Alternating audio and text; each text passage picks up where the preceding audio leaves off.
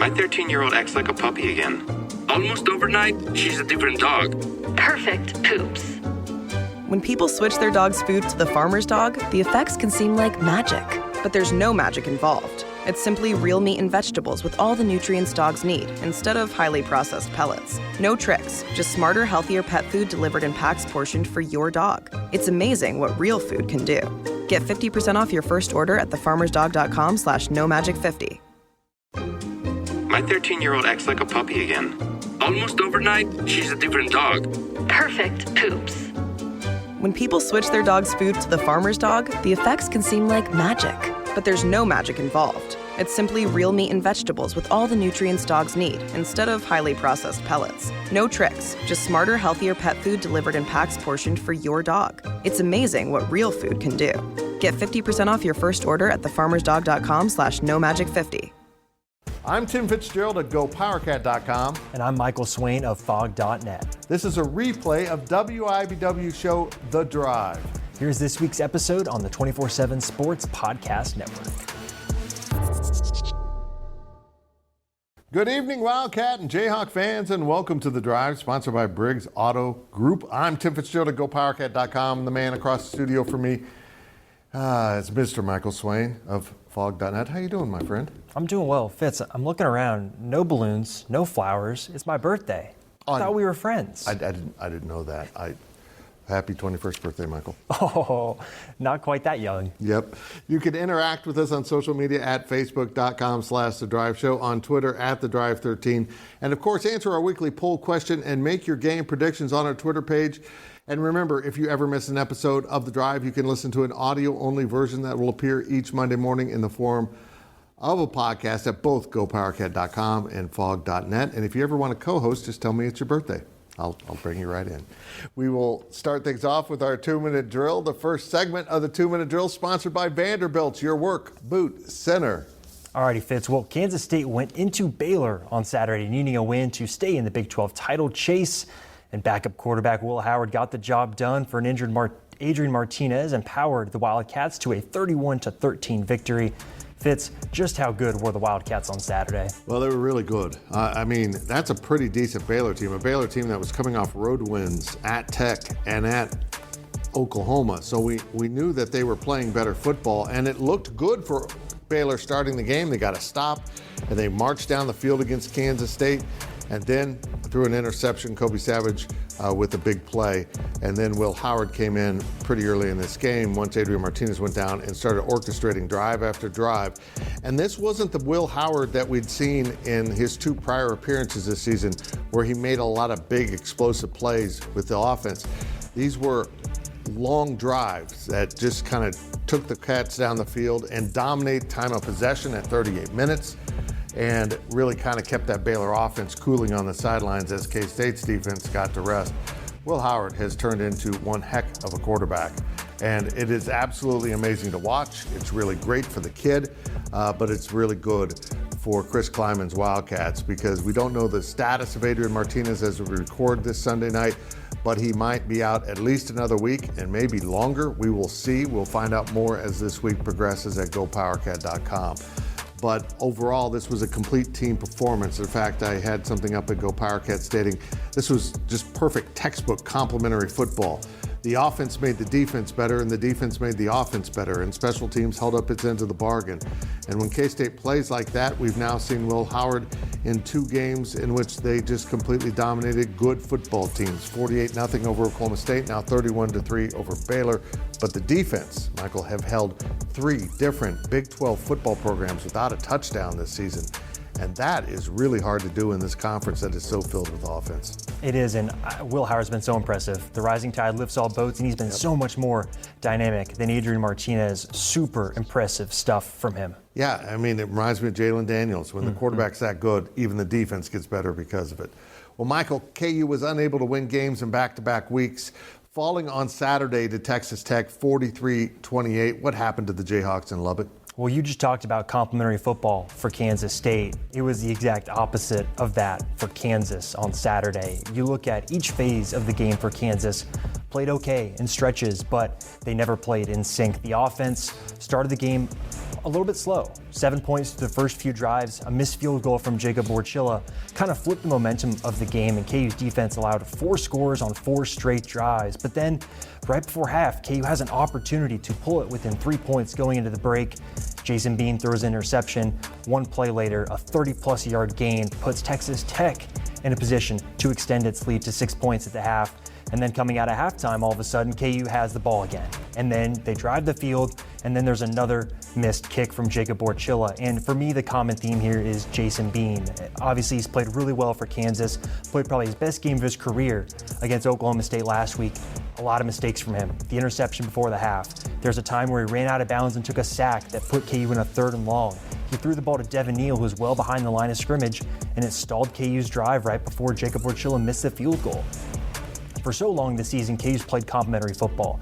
When they've looked their best, all 3 phases have played in sync, and it was far from the case in Lubbock on Saturday. The defense will get a lot of stick for allowing 40-plus points, but I think the offense is where it comes back to. They need to hold the ball on too longer and take advantage of the drives when we're able to get yards. If you want to look at the total yardage game, KU outgained Texas Tech, but it doesn't matter when you miss 2 field goals. So overall, KU now looking to this Texas game, that's going to be tough. KU has to play complementary football to get another win this season.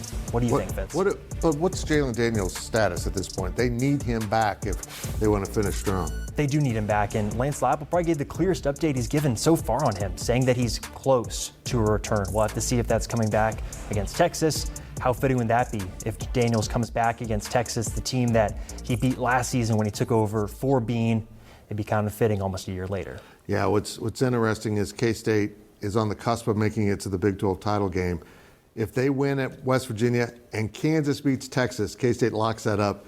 So K-State fans are like, go Jayhawks? That's kind of interesting. A little reluctant, but all right, Fitz. Oklahoma and Texas both lost on Saturday. The Sooners still need one more win to get bowl eligible, and the Longhorns need help now to make the Big 12 title game. Is this further proof that the Big 12 will remain strong even after the league's 2 best brands leave for the SEC? I don't think there's any doubt about it. What's happened at Oklahoma should be terrifying to any AD out there trying to make the dream hire. This hire of Brent Venables at Oklahoma was almost like Scott Frost at Nebraska. Surely this can't fail. And while it's so early, it's hard to say. The fact that Oklahoma, with 2 games to go, still isn't bowl eligible, and that might be in peril. If Spencer Sanders plays Saturday in the Oklahoma State game, Oklahoma State might be the better team, even though Oklahoma's favored. And then, of course, Oklahoma then has to go to Tech to end the season, and as KU found out, Tech could be really dangerous there. It's absolutely incredible. But really, the failure this season seems to be Texas, which seems to have everything they need to be great, and they're not great. They were great for a half against Kansas State and won that game, but overall they remain wildly inconsistent. But imagine this. If everything stays on course, the Big 12 championship game this season will be TCU and Kansas State, the purple teams. Last year it was Baylor and Oklahoma State. So now we're at 4 of the 8 leftovers that are looking really good. And the year before that, as you know, Iowa State was in the championship game against Oklahoma. That's 5 of the 8 teams will have filled 5 of the last 6 slots in the Big 12 championship game. I think that tells you everything you need to know about this conference. Not only is it incredibly competitive from top to bottom, these teams are really good. And they might beat the tar out of each other throughout the course of the season. But at the end of the day, this conference plays great football, and it doesn't need the brand names to say that. And it will be just fine going ahead because the addition of UCF and Cincinnati and BYU and Houston will really even lift this conference even further. It's fun football to cover. Now a quick look at your poll question results. The poll questions are brought to you by Midland Exteriors. Love the home you live in. Call today for a free estimate. Last week's question was, who should Kansas State start at quarterback next Saturday at Baylor? A, Adrian Martinez got 36%, and B, Will Howard got 64%. People are on the Will Howard bandwagon, which is such a remarkable change of fortune for this kid. Nobody wanted him at quarterback, and now he's Johnny Unitas. That's an old person reference, by the way. This week's question is, will Kansas State make the Big 12 title game? Yes or no? It's pretty easy. A or B. Vote on our Twitter page at TheDrive13. All right, that will do it for this half of the 2-minute drill, but we will be right back with more on KU and K-State on The Drive.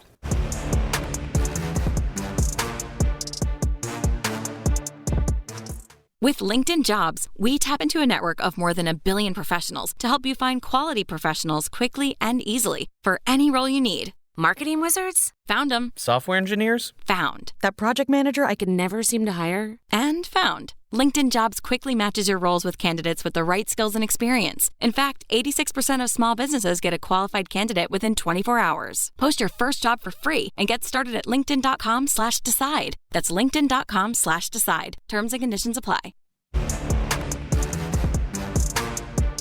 Welcome back to The Drive, fueled by BriggsAuto.com. Welcome back to Swain and Fitz on Sunday night. That's right, I just renamed our show. We continue our weekly 2-minute drill. This segment of the 2-minute drill sponsored by Copeland Insurance Agency, part of your community for more than 60 years.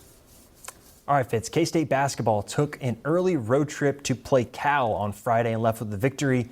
Is Jerome Tang's first K-State team more promising than the last Bruce Weber's 3 teams? If we're putting the emphasis on the word promise, absolutely it is.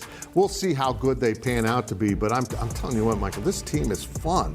They get up and down the court, they defend at a high level. In fact, the only real difference in the stats from the Cal game, a 9-point K-State victory, was the fact that K-State forced a lot of turnovers and had 10 steals in the game.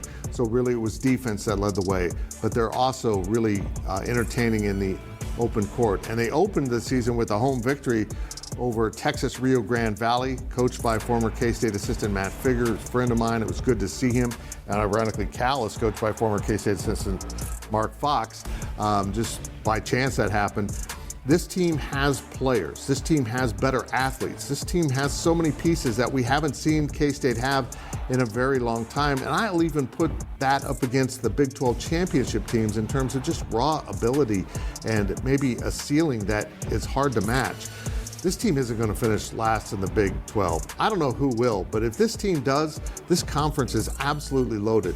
And Jerome Tang has set up his team for a lot of success, but he wanted to see how they could do out on the road early in a season, and they got the Cal game.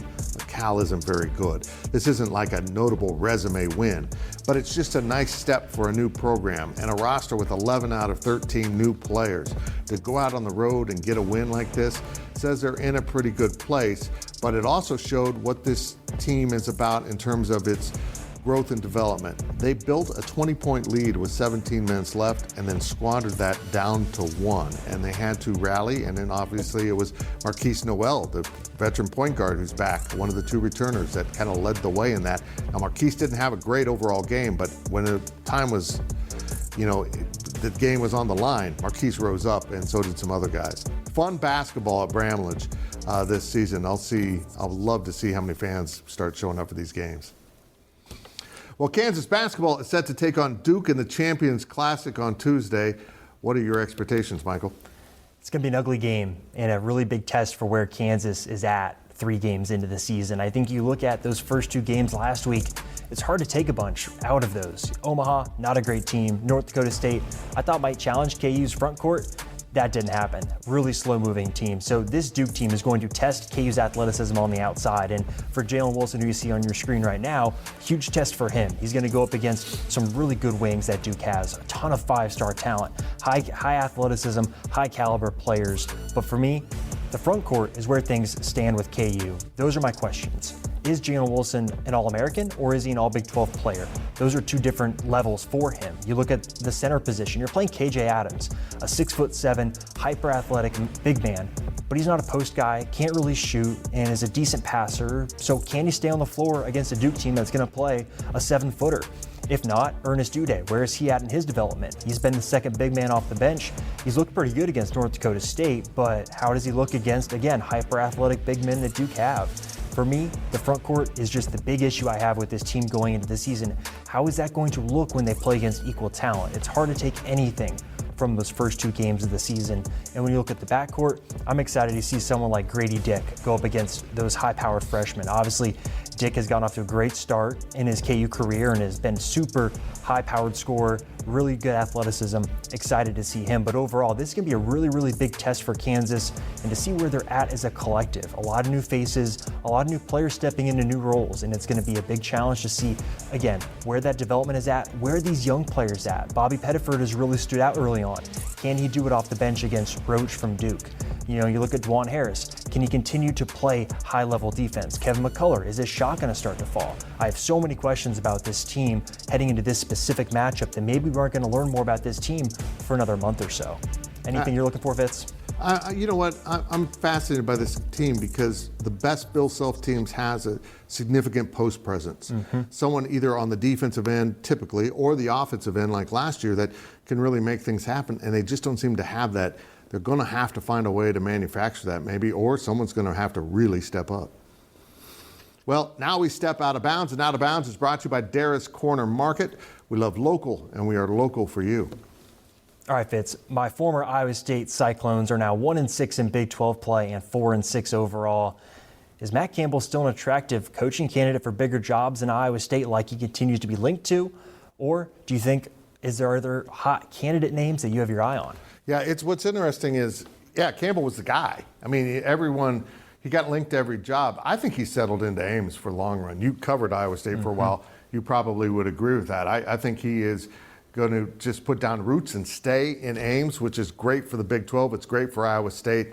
I think now we've seen a little tarnish on the silver here of Matt Campbell this season because they graduated so many important pieces a year ago, and they didn't replace them at any level that you need in this conference. So I find that very interesting. But unfortunately for KU and K-State, Michael, it appears the two coaches in the state might be targets, particularly a Big Ten programs. What are your thoughts on Lance Leipold and the future in Lawrence? Yeah, I think it's going to be a huge test for KU this offseason to keep him. For me, I have my eye on Wisconsin. If Jim Leonard does not get that job full time, that's going to be tough to keep Lance Leipold. Obviously, he's from Wisconsin, coached at Wisconsin Whitewater.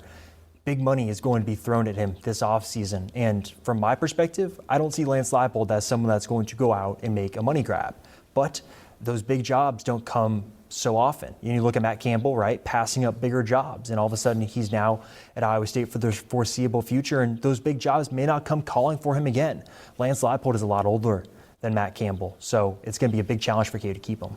There was a really funny picture from Saturday's game in Waco. There was a Nebraska fan that showed up and was holding up a sign where I'm here to hire one of your coaches. And I thought that was really funny. I don't think either one of these coaches will go to Nebraska. That's too big of a mess, even though it's a great program that'll pay well. But I do worry about Kirk Ferentz at Iowa.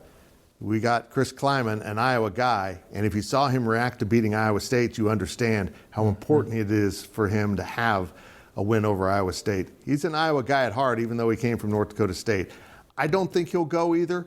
But boy, those Big Ten institutions, this is where the TV money comes in. Yep. Can throw a lot more money than KU and K-State can. We're talking by millions, and it's hard for anyone to pass up. It's going to be very, very interesting this offseason. Now let's hear from the fans, and our fan question is sponsored by Meadowlark. Retirement awaits in Manhattan, where you can live your way every day.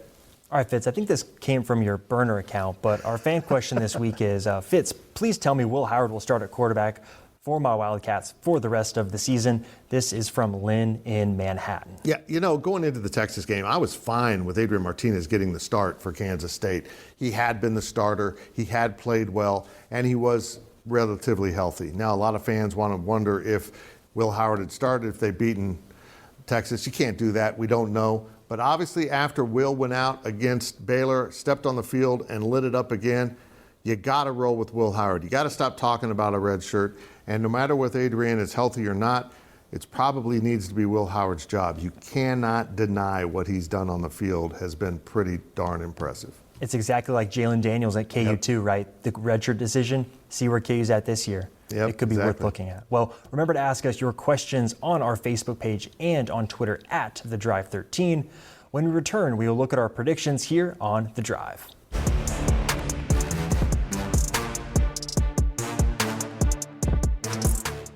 The NFL regular season is wrapping up, but there's still time to get in on the action with FanDuel, America's #1 sportsbook.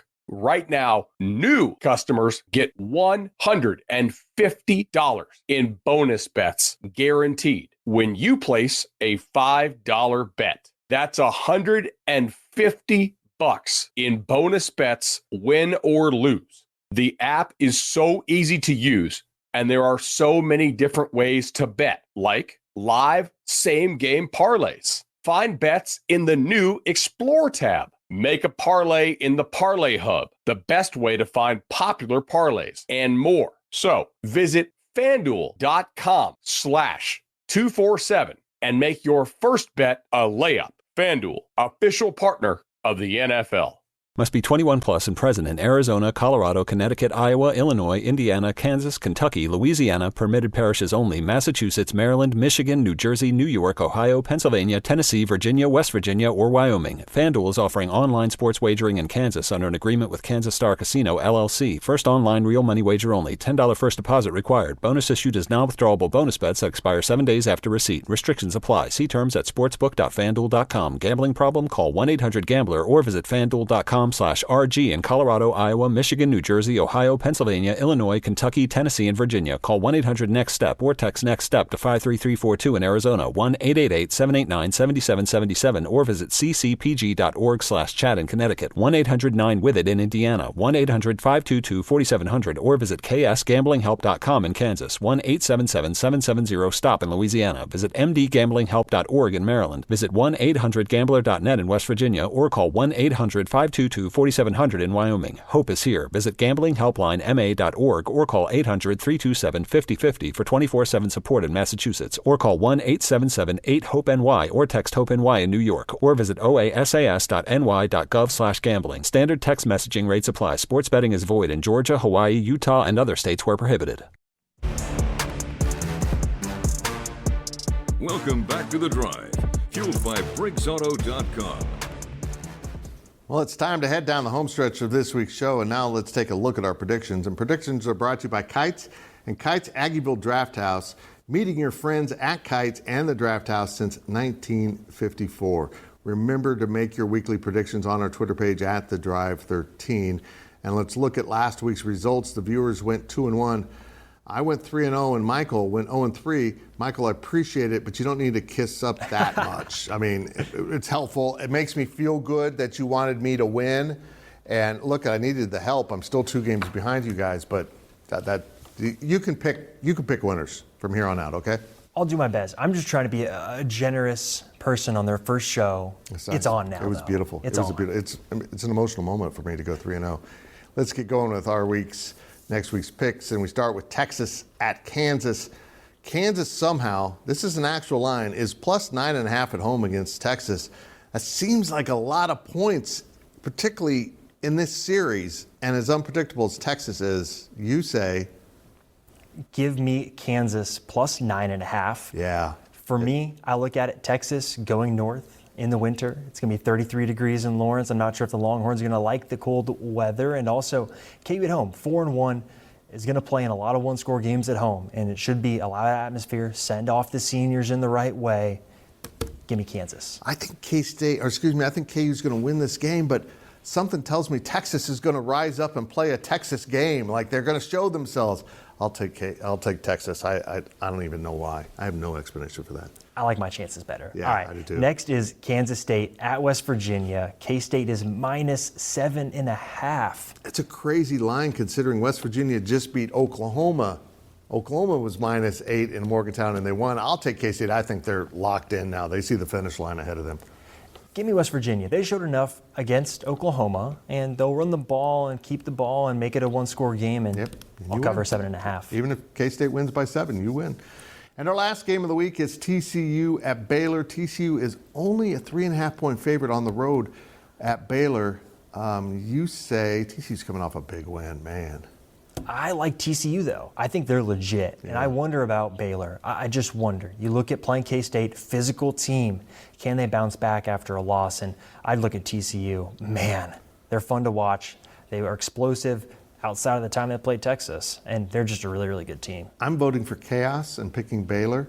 I think Baylor will bounce back, and I think TCU will have a letdown after that huge win over Texas.